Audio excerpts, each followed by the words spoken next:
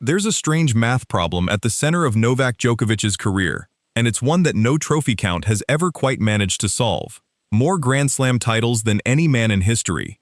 More weeks at world number one than anyone who has ever picked up a racket.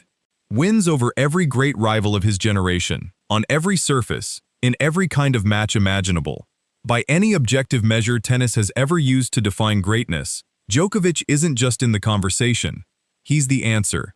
And yet, somehow, none of that has ever fully translated into what usually comes with numbers like these. Warmth, universal affection, the kind of uncomplicated adoration that champions in almost every other sport eventually earn, simply by being the best for long enough. Djokovic has never gotten that. Not fully. Not consistently. Even at the peak of his dominance. Even after redefining what winning at the highest level actually looks like. A significant portion of the tennis world has kept him at arm's length. Respected, undeniably, but rarely beloved the way his greatest rivals were. So here's the real question worth asking. Is that a reflection of something genuinely true about who Djokovic is? Or is it a reflection of something else entirely?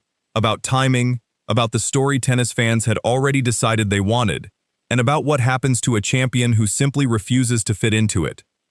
To understand how this dynamic actually formed, you have to go back to the exact moment Djokovic arrived on tour, because the timing of his rise explains more about his reception than almost anything he's done since. By the mid-2000s, men's tennis already had its story. Roger Federer was gliding through the sport with an elegance that made even routine wins look like art. Rafael Nadal arrived shortly after as his perfect foil, ferocious, relentless, the one player capable of consistently testing him. Their rivalry became one of the most beloved in sports history, a genuine golden age narrative that fans had fully invested themselves in. Into that story walked a teenager from Serbia who had grown up practicing tennis through actual air raid sirens during the NATO bombing of Belgrade in 1999, training on courts near shelters, in a country whose entire infrastructure was collapsing around him. He turned professional, carrying no illusions about fairness or comfort. He'd already learned, by age 12, that survival meant pushing forward, regardless of what was happening around you. For a few years, that background made him easy to like. Fans found him charming, a talented young outsider doing playful on-court impressions of his rivals. Clearly gifted, clearly hungry, but not yet a genuine threat to the story everyone had already fallen in love with. Then came 2011. That year, Djokovic didn't just have a great season. He produced one of the most dominant single seasons the sport has ever recorded.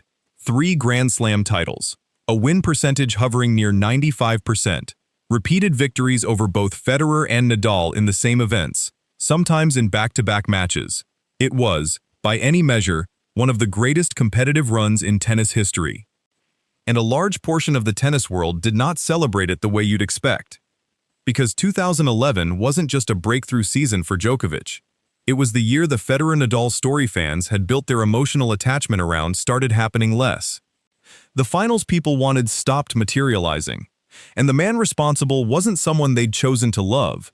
He was someone who had simply shown up and taken it.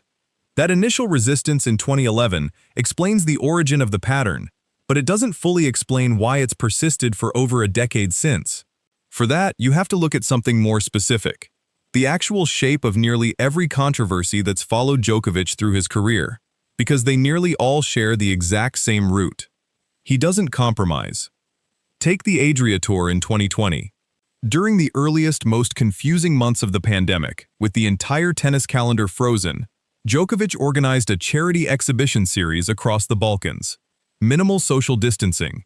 Several players, including Djokovic himself, ultimately tested positive. The backlash was immediate and severe, and much of it was fair. The timing was genuinely reckless, given how little the world understood about the virus at that point. But look at where the decision actually came from. This wasn't callousness. It was a player who believed he could do something meaningful for tennis in his home region during a moment when everything else had stopped, and who moved to fill that gap the same way he approaches everything else in his life. Decisively, without waiting for permission, without fully calculating the downside first. Or take the US Open in 2020, just months later. Under pressure mid-match, Djokovic struck a ball away in frustration, and it accidentally hit a line judge in the throat. He was defaulted from the tournament on the spot, visibly devastated by what had happened. It's worth sitting with what that moment actually reveals.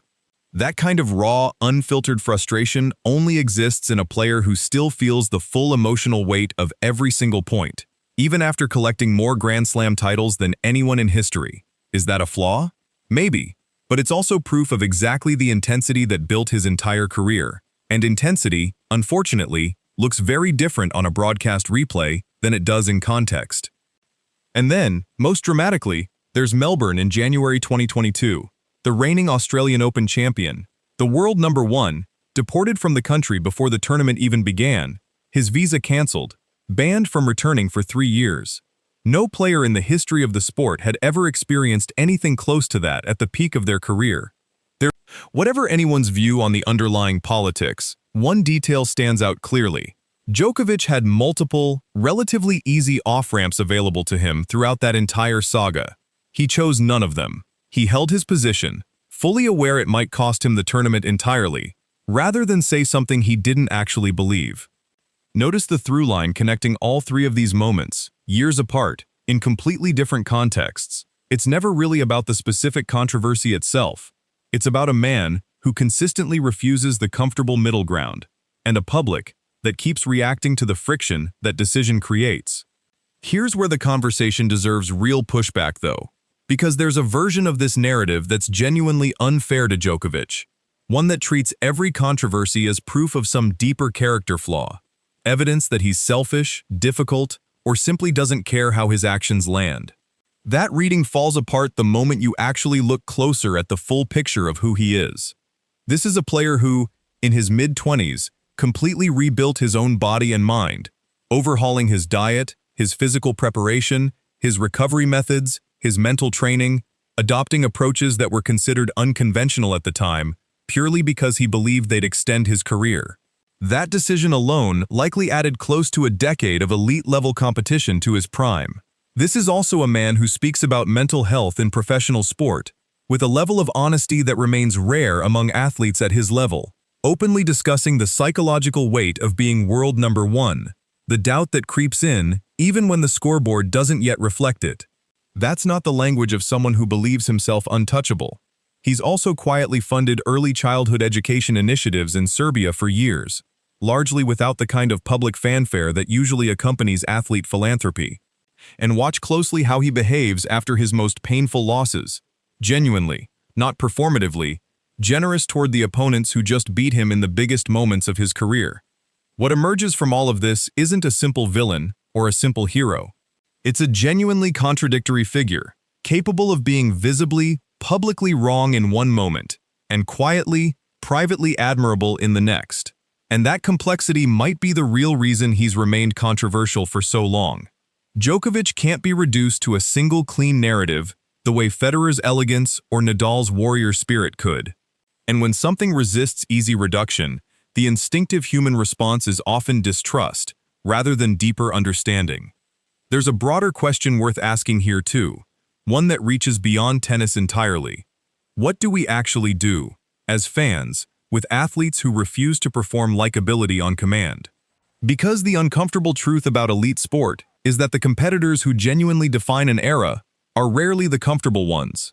They're usually the ones who push against something, who reject the role that's already been written for them, who exist too fully and too loudly in a space that generally prefers its champions grateful, quiet, and easy to package for public consumption. Novak Djokovic grew up in a country large parts of the world were actively bombing. He arrived in a sport that had already chosen its heroes, already written its favorite story, long before he ever picked up a racket professionally. He was told, in various ways throughout his career, that his game wasn't beautiful enough, his personality wasn't likable enough, his background wasn't prestigious enough to be fully embraced the way his rivals were. And he became the most statistically decorated tennis player who has ever lived anyway. Somewhere down the line, maybe a decade from now, maybe longer, the debate over whether Novak Djokovic truly deserves his place at the top of this sport will likely feel strange to look back on, not because the numbers weren't already undeniable while he was still playing, but because time has a way of providing distance that the moment itself never allows, and that distance tends to reveal what people were actually watching all along. So is Djokovic controversial? Genuinely, undeniably, yes. But the better question might be this. Controversial compared to what, exactly? Compared to some easier, more agreeable version of himself that simply never existed? Because trace every major controversy of his career back to its true origin point, and you keep finding the same thing, again and again. Not arrogance, not selfishness. Just a person who decided, very early in an extraordinarily difficult childhood, that nothing was going to stop him, and then spent the next 2 decades quietly proving exactly that. That kind of conviction creates friction. It always has, and it probably always will. But it also creates something far more enduring than simple comfort ever could. Greatness doesn't always come with love. Sometimes it just comes with time. If this gave you a new way of seeing Djokovic, hit subscribe. We tell the stories other channels skip.